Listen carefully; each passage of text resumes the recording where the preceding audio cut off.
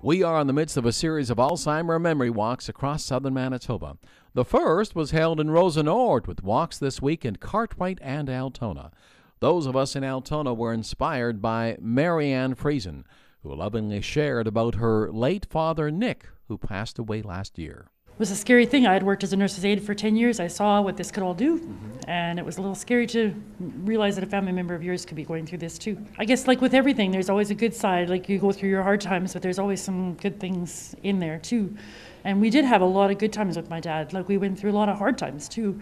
But the good times are countless too. He laughed with us. He was happy to see us. He loved his family, and it was very evident even in his confused years. Just last summer, and he was very confused by this time, and we didn't know how much he knew, how well he knew us anymore. And I never asked him because that just puts too much pressure on the patient. But this one particular time, he was smiling at me, rubbing my hand, and I just had to know who he thought I was. And I asked him, and he was correct. He said I was Marianne, his oldest daughter, and that was very special for me. Thank you to the grade 3 students from Elmwood School who sang and walked with the residents, the barbecue crew, and most importantly, those difference makers who walked and raised funds for Alzheimer patients and their families who are living with the long goodbye.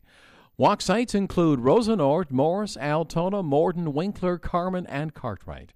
For Pembina Valley Online, I'm Al Friesen.